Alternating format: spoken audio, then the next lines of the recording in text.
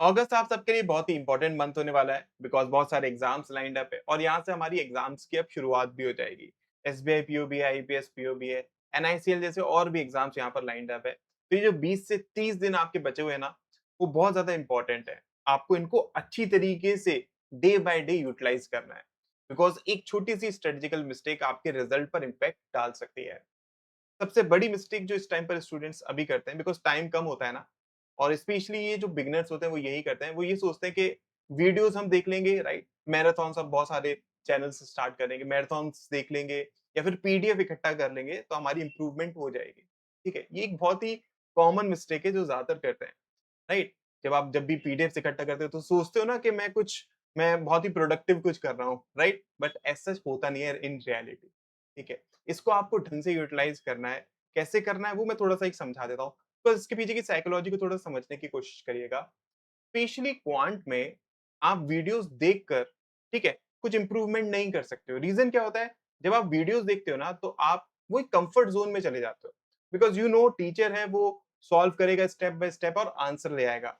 तो आप सोचते ऐसा हो कि आपने कुछ सीखा है। ठीक है, आपने भी ये चीज नोटिस करी होगी कि टीचर समझाते तो समझ में आ जाता है, लेकिन जब मैं खुद करता हूं तो वो चीज क्लियर नहीं होती।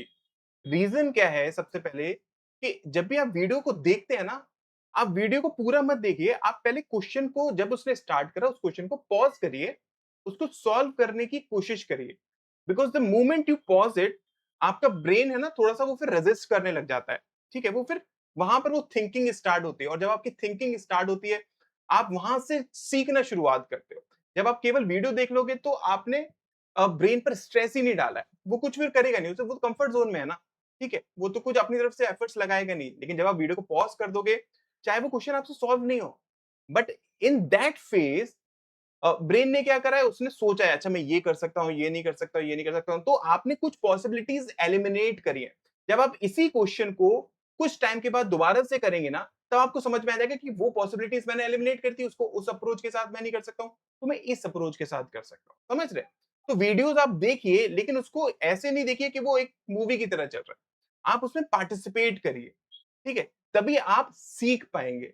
जैसे कि अगर मैं अपने प्रीलिम्स एक्टिविटी या फिर जो हम टॉप 20 डीआई की एक्टिविटीज करते हैं, उसमें हमारा सेशन इस तरीके से डिजाइंड है कि स्टूडेंट वहां पर पार्टिसिपेट करे स्टार्टिंग से ही। ठीक है, मैं टाइमर स्टार्ट करता हूँ, स्टूडेंट वहां पर सॉल्व करने की कोशिश करते हैं, क्वेश्चन सिलेक्शन कैसे करना है, ठीक है, वहां पर दिमाग चलता है, राइट। तो जब भी आप पार्टिसिपेट करते हैं किसी भी वीडियो में ना, तब आप वहां पर अपने सीखने की अपनी जो कैपेबिलिटी है उसको इंक्रीज करते हैं। तो वीडियोस को एज अ मूवी मत देखिए, ठीक है, उसमें पार्टिसिपेट करिए, क्वेश्चंस को सॉल्व करिए पहले। उसके बाद जहां कहीं भी अगर आप स्टक हो रहे हैं ना, फिर आप सॉल्यूशन को देखिए, और सॉल्यूशन में भी फिर कंपैरिजन करिए।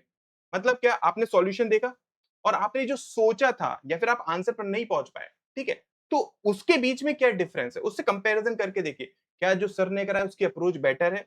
क्या मैं सॉल्यूशन गलत कर रहा था? क्या मैं कैलकुलेशन में कुछ मिस्टेक कर रहा था? ठीक है, जब आप इस तरीके से सोचने की कोशिश करेंगे और वीडियो को ऐसे देखेंगे ना, तब आपके अंदर इंप्रूवमेंट ज्यादा आएगी। तो प्लीज ये जो आपके 20 से 30 दिन बचे हुए हैं, इसमें आप वीडियो लेक्चर्स देखिए, बट उसमें आप इंटरैक्ट करिए, वो आपके लिए ज्यादा जरूरी होगा। ठीक है, प्रीलिम्स प्रैक्टिस एक्टिविटी और डीआई की एक्टिविटी में कराता रहूंगा, तो उसमें आप इंटरैक्ट करते रहिएगा, इंप्रूवमेंट होती है। बहुत ज्यादा हम टाइम भी वेस्ट नहीं करते, केवल हमारा वहां पर रहता है कि हम क्वेश्चंस को सॉल्व करें। ठीक है, आप पार्टिसिपेट करें और वहां पर मैं आपको बताता हुआ चाहता हूँ हर एक स्टेप पर कि हमने ऐसा ऐसा किया तो क्यों किया। ये बात समझ में आ गई। दूसरा जो इंपॉर्टेंट है कि पीडीएफ्स कलेक्ट करना। अब काफी ये मैं पॉइंट इसलिए डिस्कस कर रहा हूँ बिकॉज अभी मैंने जब कुछ पीडीएफ स्टूडेंट्स के साथ शेयर करी है, तो वहां पर बहुत सारे मैसेजेस मेरे पास आए कि सर पुरानी पीडीएफ्स पे आप शेयर कर दीजिए। अब क्या होता है ना, जैसे मैंने बोला कि आप जब पीडीएफ इकट्ठा करते हैं तो वो एक दिमाग में एक सिग्नल जाता है कि आप कुछ कर रहे हैं, ठीक, कुछ प्रोडक्टिव कर रहे हैं, बट ऐसा नहीं है, राइट। आपके पास जितना डेटा है ना, जितनी पीडीएफ है, पहले आप उसको कंप्लीट कर लीजिए। आप पीडीएफ इकट्ठा करके क्या ही करेंगे? ठीक है, आपको फिर मॉक टेस्ट भी तो देना है ना, राइट? तो पीडीएफ्स को इकट्ठा नहीं करिए, जितना है वो सॉल्व कर लीजिए, फिर अगर टाइम मिलता है तब आप करिएगा बाकी का जो बचा हुआ है उसको। ये बात समझ में आ गई? और टेस्ट सीरीज को आपको कैसे यूटिलाइज करना है मैं बहुत बहुत बार बता भी चुका हूँ। मॉक टेस्ट को अभी भी अगर आप यूटिलाइज करेंगे तो आप डेली एक एक दे सकते हैं, ऑल्टरनेटिव डेज में दे सकते हैं, कैसे भी जैसे भी आप करते हैं। लेकिन देखिए, एक दिन में दो दो तीन तीन मत दीजिएगा। रीजन क्या है? बिकॉज आप एनालाइज नहीं कर पाएंगे। आप एक मॉक दीजिए, ठीक है? उसमें एनालाइज़ करिए कि आपने क्या मिस्टेक्स करी हैं, उसको ठीक करिए नेक्स्ट मॉक में, राइट? अगर आप ये कर पा रहे हैं, तो आप 1 से 2 बढ़ सकते हैं। अगर आप एक मॉक को अच्छी तरीके से एनालाइज़ नहीं कर पा रहे हैं, बिकॉज़ मेरे पास स्टूडेंट्स के अभी बहुत सारे मैसेजेस आए थे, जिसमें वही प्रॉब्लम मेन मिस्टेक है, मार्क्स नहीं आ रहे हैं और फिर मैंने जब पूछा कि आप एनालाइज़ कर रहे हैं, तो एनालाइज़ नहीं कर रहे हैं। ठीक है? जब तक आप एनालिसिस नहीं करेंगे, मॉक का इम्प्रूवमेंट आएगी ही नहीं। ठीक है? तो आप मॉक दीजिए, एनालाइज़ करिए, जहाँ मिस्टेक है उसे इम्प्रूव करिए, नेक्स्ट मॉक में ये चीज़ रिपीट करिए।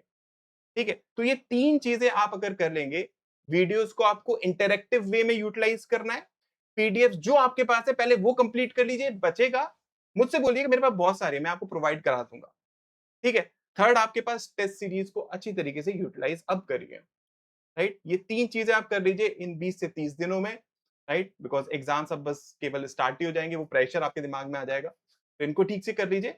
अभी भी आपके पास टाइम है, आप अच्छा खासा स्कोर आराम से कर सकते हैं और जो भी आपका अभी स्कोर आ रहा है ना, उसको आप आराम से और बढ़ा सकते हैं। ठीक है? आई होप ये वीडियो आपके लिए यूज़फुल रहेगी। प्लीज़ इसको अच्छी तरीके से यूटिलाइज़ करिएगा, जो भी मैंने पॉइंट्स बताए हैं उनको डिस्कस कर लीजिएगा।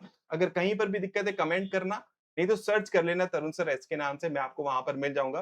बाकी मैं ज़ूम के डाउट सेशंस भी लेता रहता हूँ, ठीक है? अभी हम कोर्स में ले रहे हैं, बाकी मैं एक सेशन होता है वो सभी के लिए लेता हूँ, तो वहाँ पर आप मुझसे पूछ सकते हैं। थैंक यू सो मच, मिलते हैं नेक्स्ट वीडियो में।